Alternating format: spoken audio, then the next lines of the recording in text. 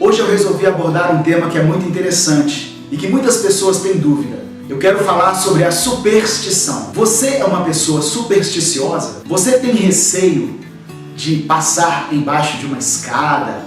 Você se sente mal quando um gato preto atravessa na sua frente, cruza o seu caminho? Você tem algum receio do mês de agosto? Você costuma levantar e ter o cuidado de acordar e pisar com o pé direito? Eu quero ler um texto que está em Salmos, capítulo 121, do verso 5 ao verso 8. O Senhor guardará você. Ele está sempre ao seu lado para protegê-lo. O sol não lhe fará mal de dia, nem a lua de noite. O Senhor guardará você de todo perigo. Ele protegerá a sua vida.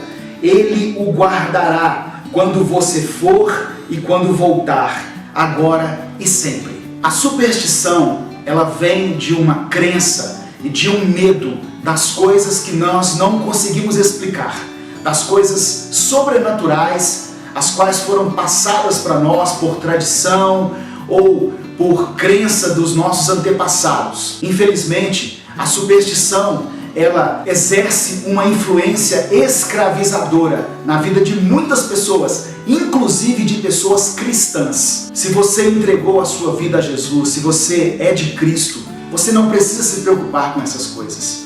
O salmista diz aqui nesse texto de Salmo 121 que o Senhor nos guardará em todo o tempo. O Senhor conhece o nosso deitar e o nosso levantar. Ele guarda a nossa ida e a nossa volta. O que nós temos visto é que muitas pessoas que já entregaram a sua vida a Jesus foram libertas de um nível de superstição, daquelas que eu falei inicialmente, do gato preto, do número 13, do mês de agosto, de passar embaixo da escada, mas passaram para um outro nível de superstição. O apóstolo Paulo escreveu aos Efésios, no capítulo 4, no verso 14, o seguinte: então não seremos mais como crianças, arrastados pelas ondas e empurrados por qualquer vento de ensinamentos de pessoas falsas. Essas pessoas inventam mentiras e por meio delas levam outros para caminhos errados. Um outro texto que eu gostaria de deixar está em 2 Timóteo capítulo 4, do verso 3 ao verso 4. Pois vai chegar o tempo em que as pessoas não vão dar atenção ao verdadeiro ensinamento, mas seguirão os seus próprios desejos e arranjarão para si mesmas uma porção de mestres que vão dizer a elas o que elas querem ouvir.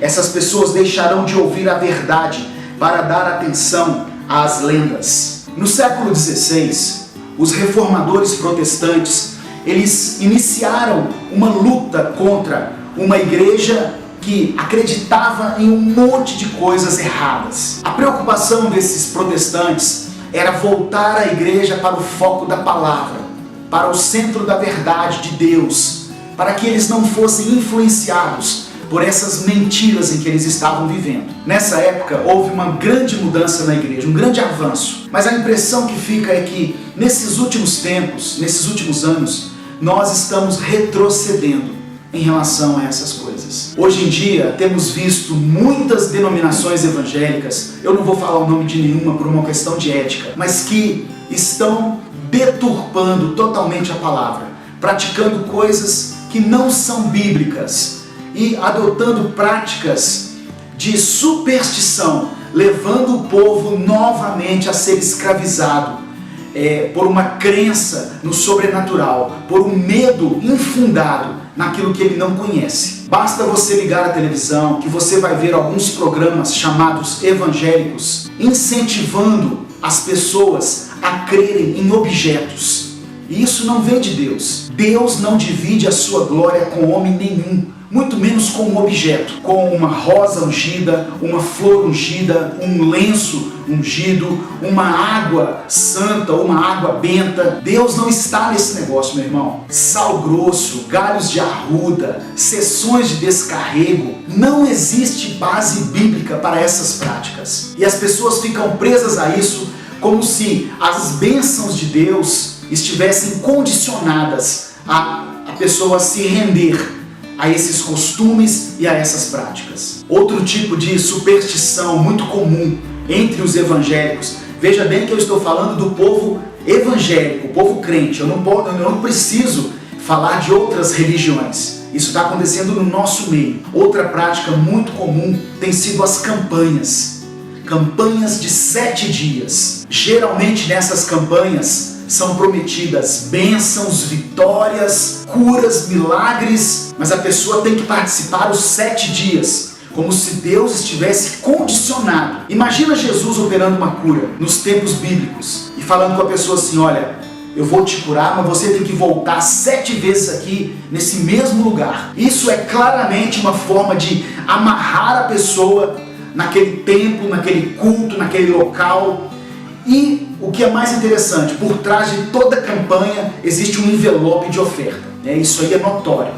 E isso aí nos dá uma grande indignação, porque líderes proeminentes, famosos, grandes conhecedores da palavra, mas que estão manipulando a fé das pessoas em benefício próprio, para a construção de grandes impérios. Eles não pensam no crescimento do reino, mas sim no crescimento dos seus próprios impérios. Alguns líderes evangélicos se defendem, dizendo que essas práticas são para incentivar a fé das pessoas.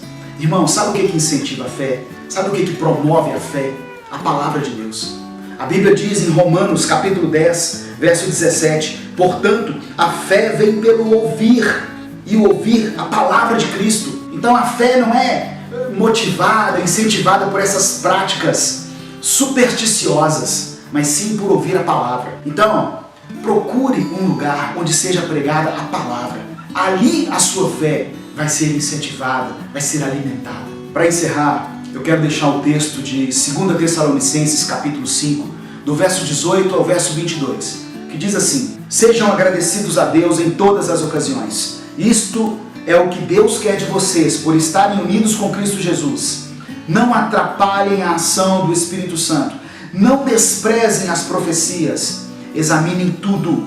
Fiquem com o que é bom e evitem todo tipo de mal. Se você é uma pessoa supersticiosa, tem medo de tudo, tem medo do escuro, está ligado à questão de números, é o mês de agosto, não passa embaixo da escada, não levanta com o pé esquerdo, meu irmão, você está aprisionado nesse negócio.